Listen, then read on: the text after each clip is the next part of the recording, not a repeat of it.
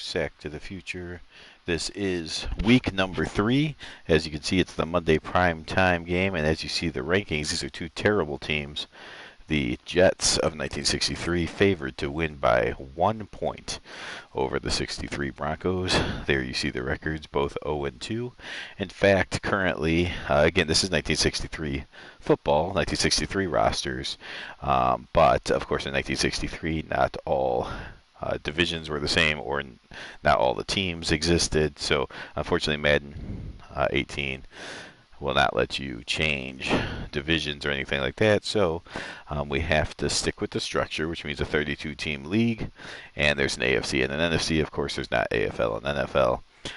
But saying all that, in the AFC, where there are 16 teams, there are currently 3 that have not won a game. The semi-pro team, Cincinnati Bengals, have lost 3 straight to start off 0-3, and then there's these two, the Broncos and Jets, who are both 0-2. The loser will join the Bengals as the worst team in the league.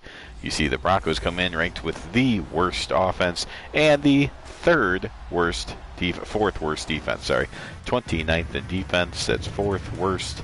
32nd in offense, that's dead last. Frank Tripucka, the quarterback that has been the starter since the Broncos came into existence in 1960 and all throughout Sack to the Future, is no longer on the Broncos. He left in the middle of last week's game. If you joined us for that one, you saw the end of Frank Tripucka's career. And now rookie Mickey Slaughter takes over the team.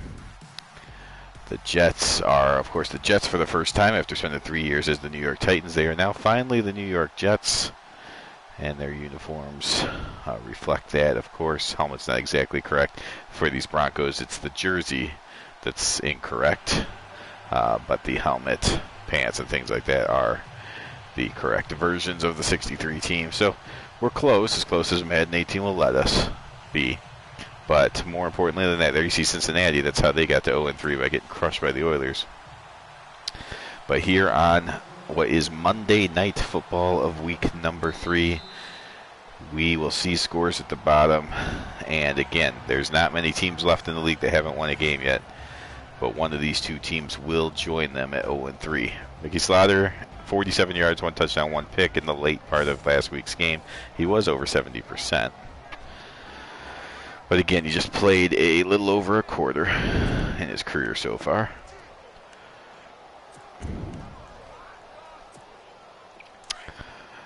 As you saw the ratings at the beginning of the game, the Broncos are the lowest rated real team in 63 at 65. The Jets are not much better, though, at 66. Frazier in motion. And Slaughter gets rid of that one on time. And that'll be a first down. That's Dixon. Dixon newly, well, actually, so he was supposed to be on the team last week. Somehow either didn't make it or did play in that game. I'm not entirely sure what happened. Some weird shenanigans going on. But he's here now, and he's here to stay. So he gets his first catch, and you will see him as the fullback for the most part.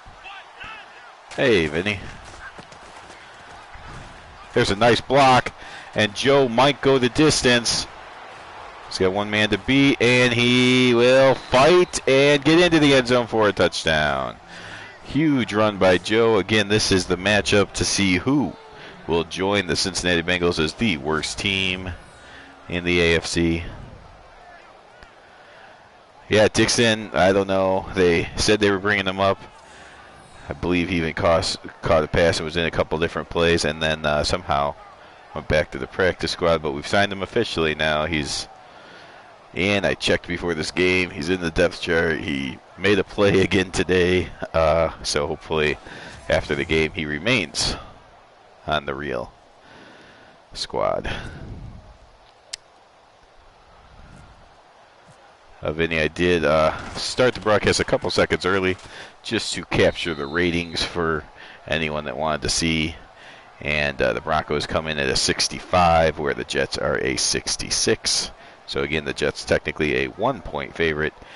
But the bigger thing you should read from those ratings of 65 and 66, we know semi-pro semi-pro teams are ranked in the 50s. I just played Seattle. They were a 58 or a 59, I believe. So these teams are not that much better than semi-pro. So when I play semi-pro teams with the Broncos, those are going to be hard games. And here, this might reflect a semi-pro game to the viewers, but they are real teams. They're just really bad. Speaking of really bad, here comes out Dick Wood. 50%, no touchdowns, 4 interceptions.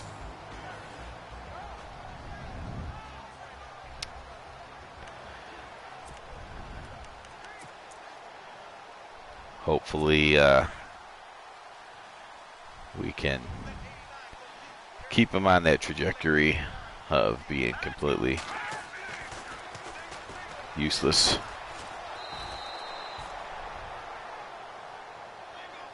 Here you see Dick Wood run for a couple yards. Now you see the rest of the offense. Huddick's in the middle, Baxter and Ficka, the guards, Klotz, and Winston Hill are your tackles. Mark Smolinski and Bill Mathis, the running backs. Turner and Maynard are your receivers. And they do bring a tight end in as well. Don Maynard, of course, the biggest name there. Mathis will become a pretty good player as the years go on. Smolinski has nothing to write home about. Their offensive line is pretty much garbage. And Dick Wood is one of the worst quarterbacks to call himself a professional. You see Don Maynard, though. At least he's smart enough to throw to the best receiver on the field.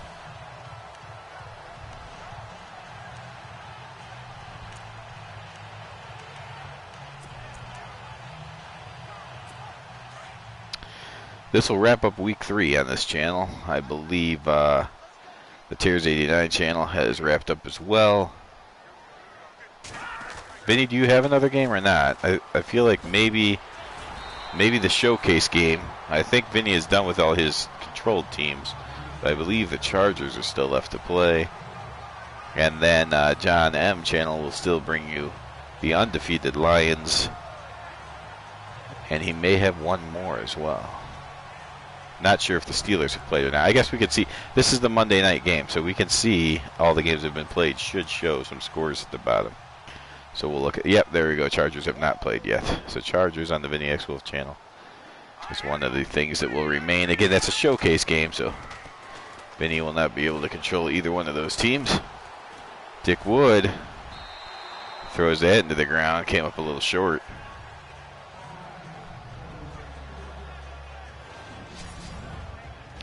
McFadden in the middle, Ray Jacobs, and Ike Lassiter gets the start on the outside. Lassiter starting for Gavin. Hopkins and McDaniel in the middle. No Sarah. I don't know how to pronounce that. And Frazier on the outside. Zeman and Gonsolin in the middle. Charlie Mitchell and John McGeever are the corners. The nickel corner is in now, and Brown. I can't think of his first name, but there he just made the tackle. Brown, he's going to be a great corner eventually. Unfortunately, he's going to do his Willie Brown. He's going to do his work with the Raiders. So he is on the team. You'll see some athleticism from him. You'll see him make some plays because he is talented. He's just still learning. He's very raw, so he's going to make mistakes. But talent-wise, he should be my starting best corner. But rating-wise, he actually comes in at third, just because, again, of such a low experience.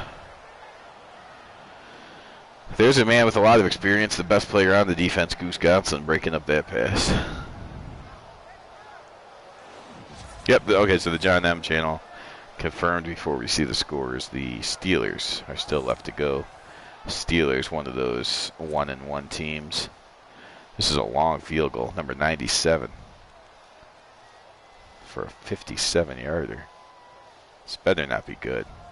There you see the disgusting 49ers losing to a semi-pro team. Wow, I think that was long enough. It was just wide left.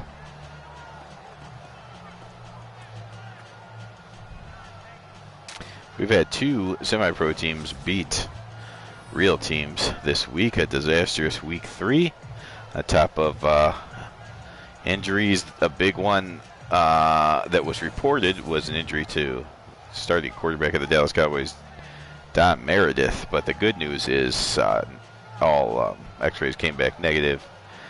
He is just a bruised shoulder rather than an originally reported shoulder tear. So he will be back next week.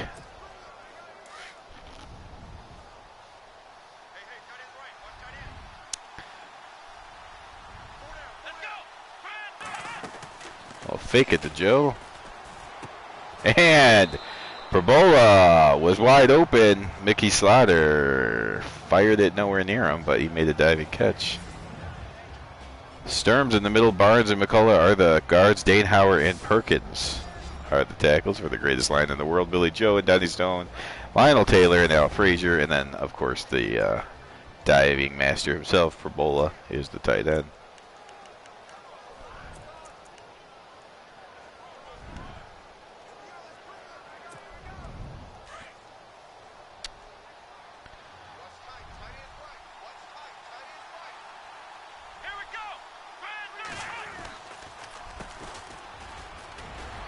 Billy Joe running hard today. He's up to 66 yards. Joe's got some talent. Lionel Taylor's got some talent. Scarpetto has a little bit of talent as well, but he's gone for a month or so. So a couple of talented players. Just a terrible defensive line and a quarterback that's very raw and actually not a bunch of talent there anyway. So that's why they come in with such a poor rating. And that is a catch. Joe does get the feed in, but it's only a 2-yard gain as Slaughter led him out of the field of play. Torson, Gooseman, and Waters across the defensive line. Larry Grantham, Ted Bates, Davion, and Jim Price are your linebackers. And the secondary looks like this: Stricker, Paulson, Baird, and Clyde Washington for your terrible Jets team. A couple terrible teams going at it here today. Broncos just want to stay out of the worst team in the league discussion, as the loser of this game will join the semi-pro team from Cincinnati in that discussion.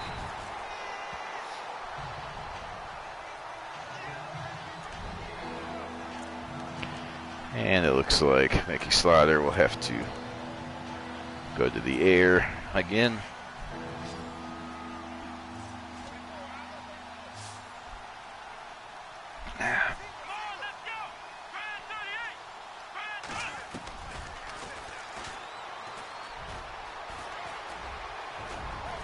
Slaughter runs forward, puts his head down, and gets the first down. Denver Broncos quarterback number 7 willing to put it all on the line to pick up that first down. You see he drops back, nothing. Then he steps up. Takes a hit, but does get the first down.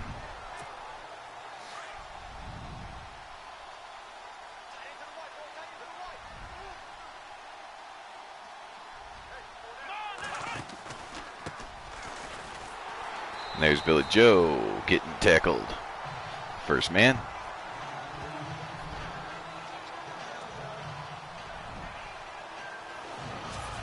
Frank Tripucka. I am not quite sure if somebody would have picked him up or not. His the injury in the last year, I'm pretty sure his arm is shot. I don't think he'll be playing any semi-pro football as well. He probably will just go enjoy some recreational activity in Colorado. Of course, it's a 63, so that includes less than it might now, but they're still fishing. There's a completion to Groman. And Mickey Slaughter's 4 for 4.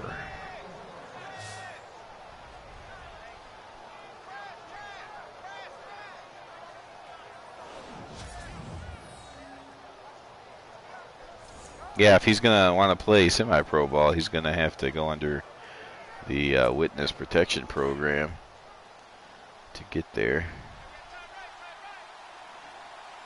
Well, we know back in 1960, after being retired for multiple years from the NFL, he agreed to come in as an assistant coach for the newly founded Broncos, and then quarterback situation was so bad that Tripucka just ended up playing quarterback for 60, 61, and 62. Started off this year, but realized he had enough.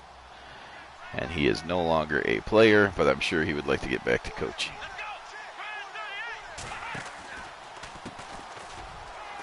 It's a huge hole for Joe, and the Broncos' offensive line is actually opening holes, which just tells you how bad this Jets team is, because the Broncos are the worst. 32nd. They are worse than all the semi-pro team offenses.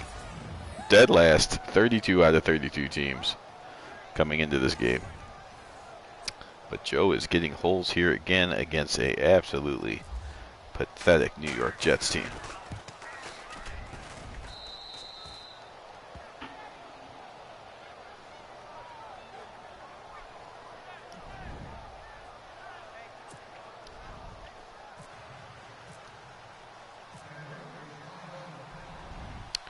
Broncos' previous two games, of course, were against the Kansas City Chiefs and Pittsburgh Steelers.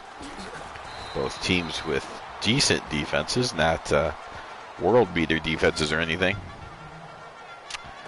I mean, you saw Jim Brown. Jim Brown went over 300 yards against the Steelers, so it can't be all that good. But the Broncos, of course, after playing the Chiefs and Steelers, found themselves at the bottom of the league in both rushing and passing yards, really. They're not actually 32nd in both of them, but overall, when you put the two together, they are the 32nd ranked team. And there is Dick Wood running around like an idiot. And then that makes me turn into the wrong guy, and so I leave Maynard wide open. Stupid, stupid. Would like to turn into the guy to hit Wood. Instead, I turn into the guy that runs away from Maynard and leaves him wide open. And that's why I usually don't turn into guys. I need to go back to just, you know what, I'll be McDaniel regardless of what the play does. Yep, I missed the read. That's fine. Not turning into someone because I'll dive out of the way because they'll turn me into somebody 3 tacklers away.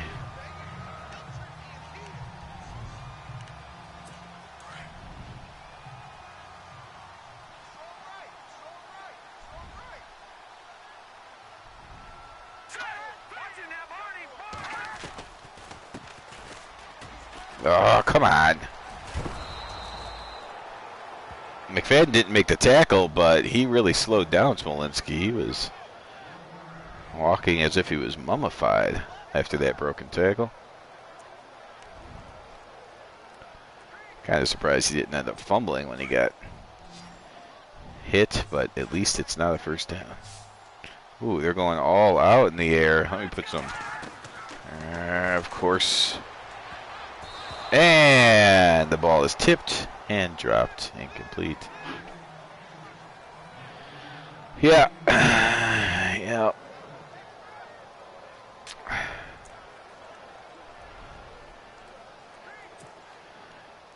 What are you going to do?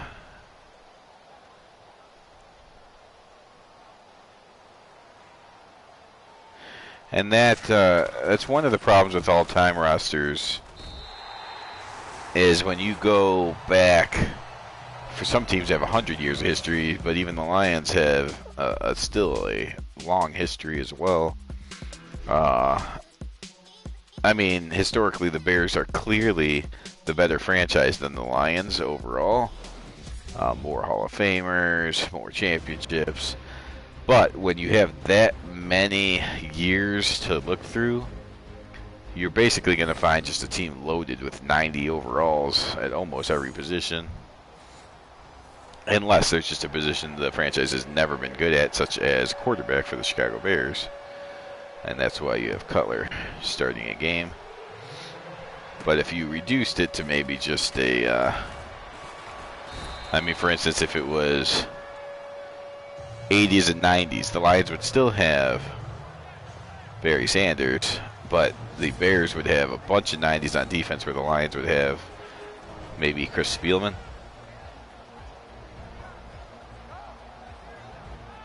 Yeah, and that's okay. The fact that Barry Sanders is good enough to beat a team full of great people, that's okay. Barry Sanders is phenomenal. But I mean, just again, if you cut the eras shorter, then the Bears have more of an advantage over the Lions. But when you let every player, then eventually, if you go throughout 70 years, you can put a pretty good Lions team together.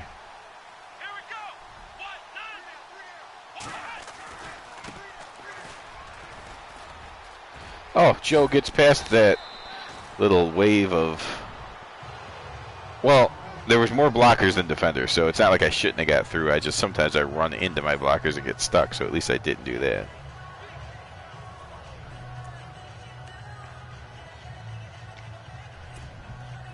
Team of the Decade would definitely give you some more separation. For instance, if you're doing the 80s, you could really see the 49ers separate themselves. Or if it was the 70s, the Steelers would definitely separate themselves.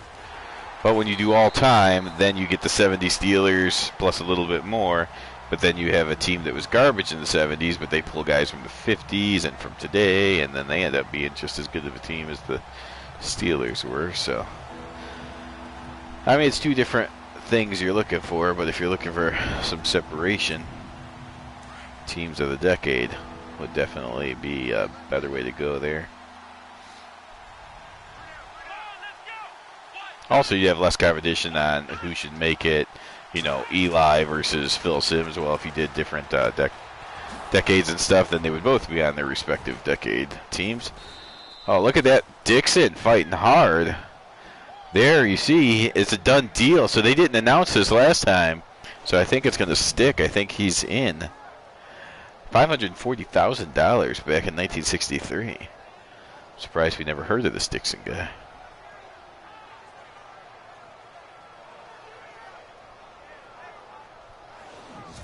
Obviously, the contracts are 2000, whatever contracts, what are we, 2021 or something like that, the game things we're in.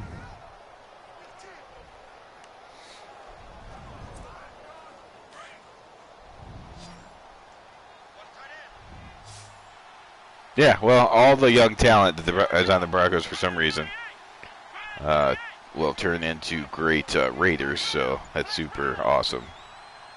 So glad that they go to the arch rivals to have great careers. How did that get through? Wow. Mickey Slaughter. Mickey Slaughter is appearing to be one of those guys that plays way above his ratings. He is not a well-rated quarterback. He's in the 60s, but he had a decent ending to last week's game, and he's starting this game off pretty well. Now again, I'm not, unless I'm playing semi-pro teams, I'm not going to play anyone as easy as the Jets, but still a nice start.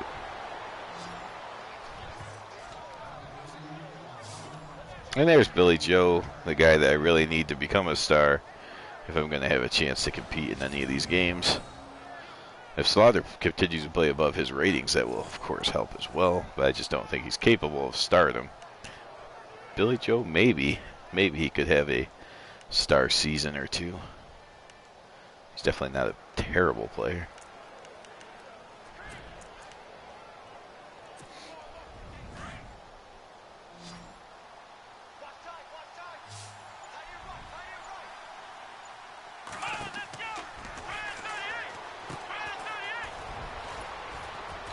There's a completion to Donnie Stone.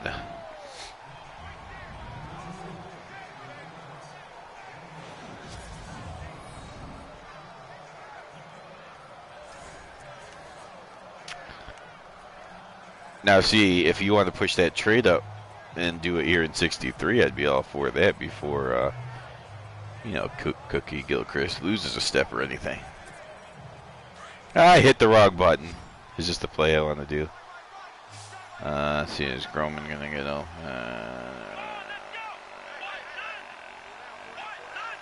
No, I guess we'll go with it.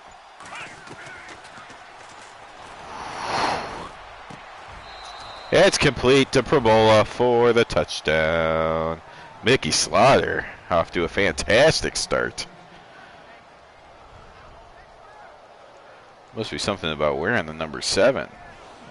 Maybe just in my mind it makes me pay more attention. I don't know, but I did not expect him to play this well.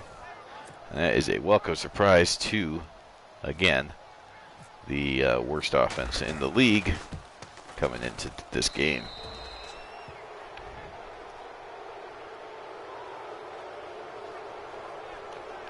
Mingo backed up in the depth charts. I believe he's now the 3rd running back, but he's still getting playing time as the kicker.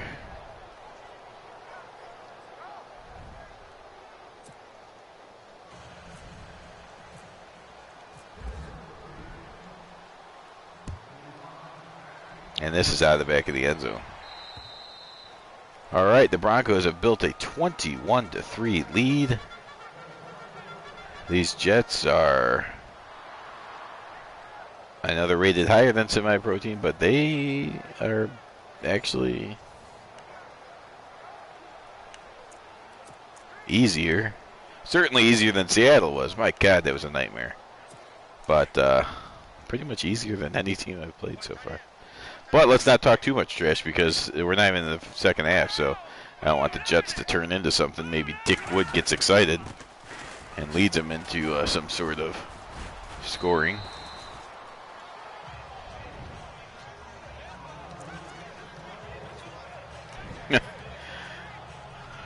Well, the EA schedule makers. Well, let's see. I think in 62, the Jets were close to a playoff team, and the Broncos were a playoff team. Going into the last week of the season, I think they both had a chance to make the playoffs. So judging on that, I guess we can give them a break. But yeah, if they knew how bad these teams were in 63, first of all, the Broncos were a 500 team in 62 real life, and they played a little bit better than that. The Jets played a little bit better in Tactic Future than they were in real life too. But then the Jets didn't go down too much. They were supposed to be bad in 62, and they're still bad in 63. They did go down a little bit, I believe, but the Broncos went from a 500 team to a disastrous 2-12 team, and the worst defense that you could ever imagine. As a Bronco fan, I mean, clearly some other teams have had worse defenses, but the Broncos historically have actually been a pretty good franchise in that they don't. When you think worst teams of all time, the worst teams in Broncos history are nowhere near as bad as some of the worst teams in other franchises' history. The exception, of course, might be this team, this 63 team. They were pretty bad.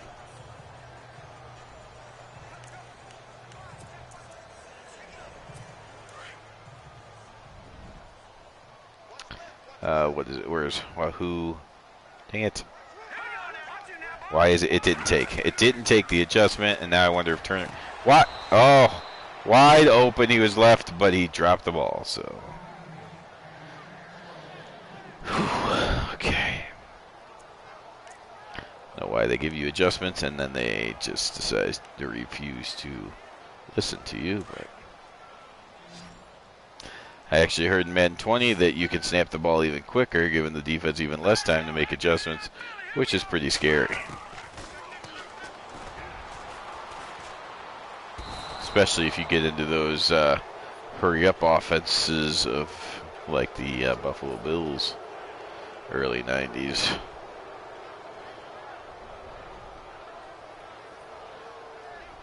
Late 80s Bengals a little bit maybe. That could be dangerous on Madden 20.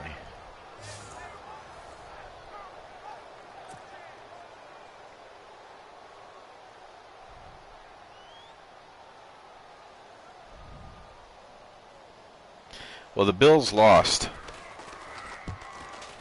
So, coming into this game, the Jets are a pathetic 0-2, but a win would put them in a four-way tie in the AFC East at 1-2. And they're letting that opportunity squander as they're getting crushed by a very bad Broncos team.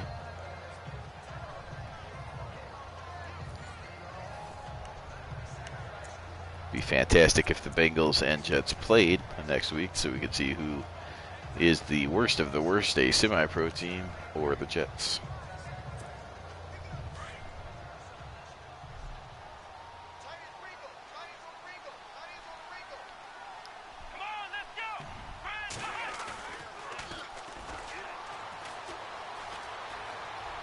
Oh, Slaughter's going to fire that one out of bounds. But still better to throw it away than to throw an interception.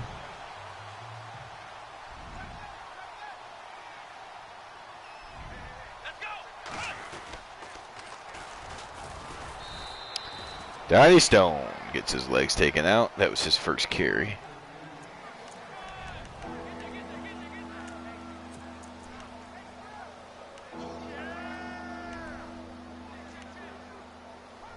Really?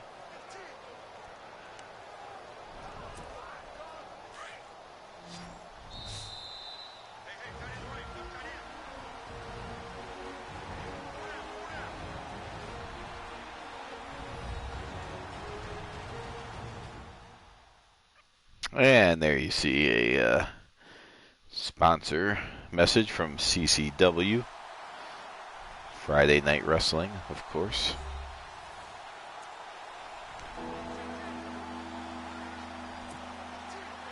The Niax Wolf channel is more than just football, if you haven't noticed, or haven't known until now.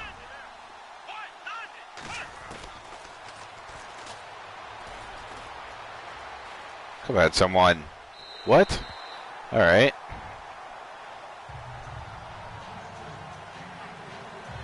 Okay, well. Live to fight another day, I guess, Mickey Slaughter. For being a young guy, he seems to understand how to throw away the ball when there's nothing there, so that may actually be a good sign. Maybe I have a guy that won't throw a bunch of interceptions.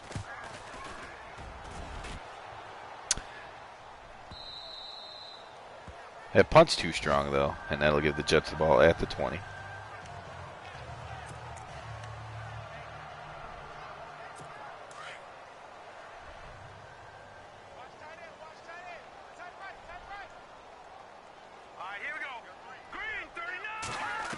Come on, Wahoo.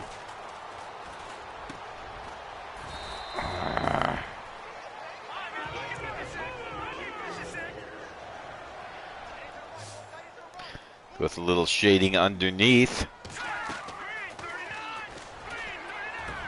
What? My players are ignoring me on adjustments, so it's kind of annoying.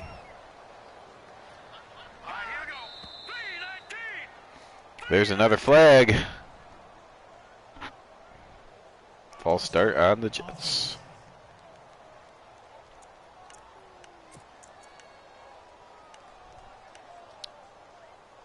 Still first down.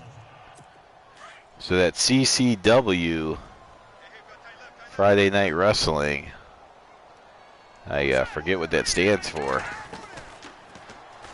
Is that Canadian World Wrestling or something like that?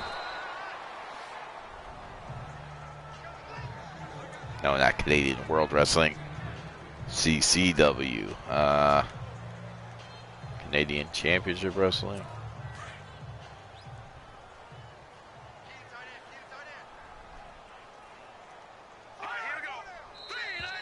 Why did I jump?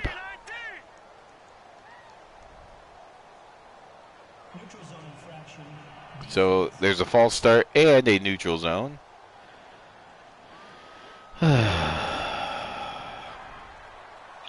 Now the Cardinals, you saw it below. Cardinals beat the Bills 22-10. That's the one game I actually didn't watch from this week.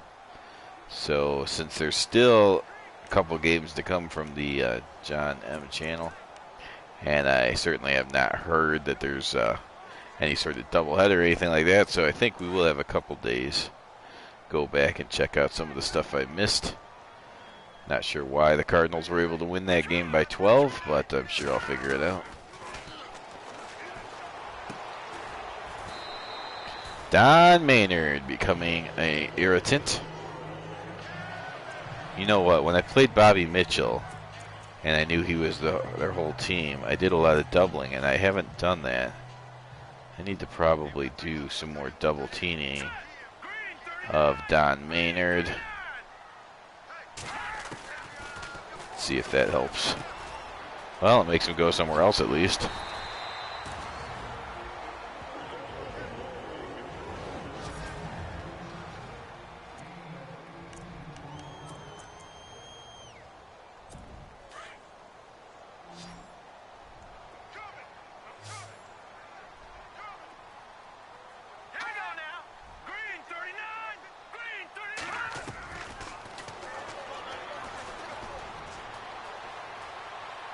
Dick Wood throws it out of bounds. So, both quarterbacks, when they're on the move, showing the ability to throw the ball away.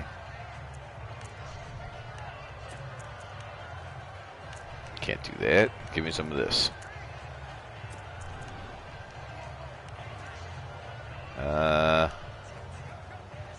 There we go.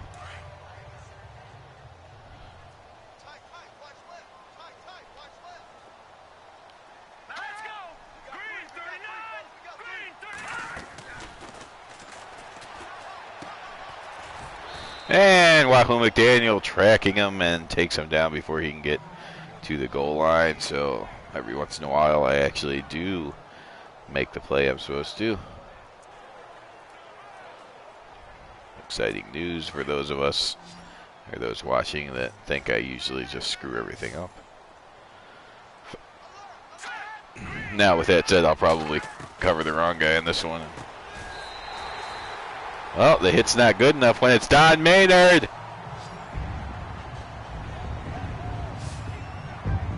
That's Dick Wood's first passing touchdown. That's got to be of the day. Well, no, that's of the season. So it might be career. I don't know. How much play does Dick Wood get?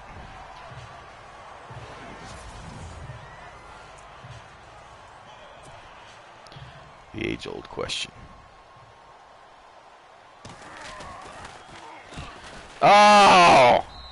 It's not blocked.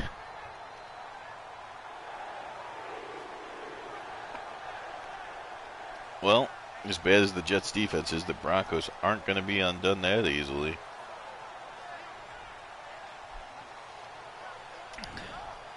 As they prove just how bad they can be on defense.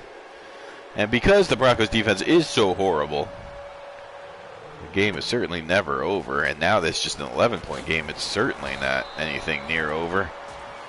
In fact, we're going to have to pressure Slaughter to get some points before the end of the half, as their defense is easily capable of allowing 30 in any half.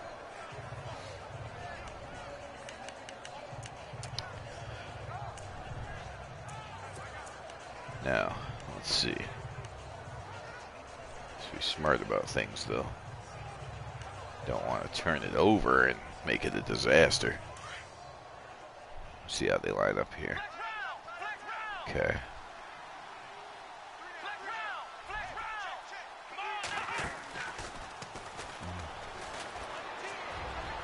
Come on. Oh! Frazier, a couple 42s. Step with matching step for step. Frazier is my fastest receiver. So I had to give him a shot to beat his man, but there you saw the man that stayed with him step for step. So unfortunately, that plan did not work.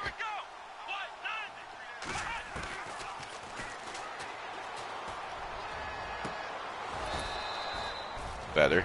Made him think he was going deep and cut it back this time, so that was definitely a combo play there.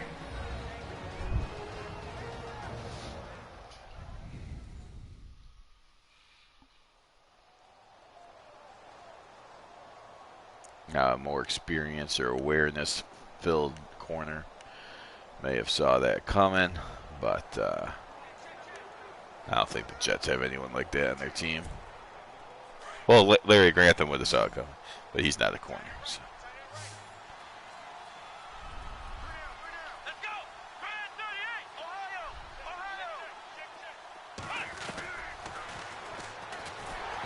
Why?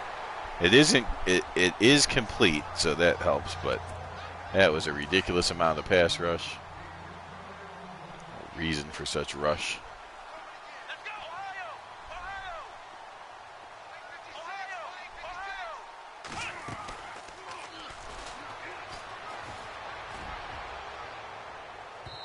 And that's just overthrown. I mean, the corner had good position again, but additionally, that was also overthrown.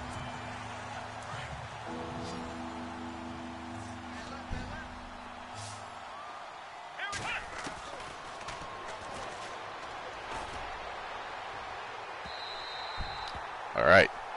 Slaughter has a problem throwing the deep pass. That is obviously confirmed.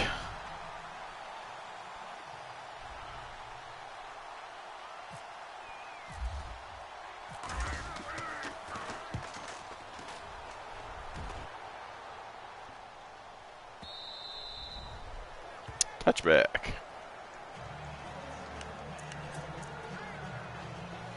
2 seconds to go till the half. This will be the last play. The Jets will run the ball. And I better re-Zeman just in case. Nope, they're going to kneel it. That's better. Okay.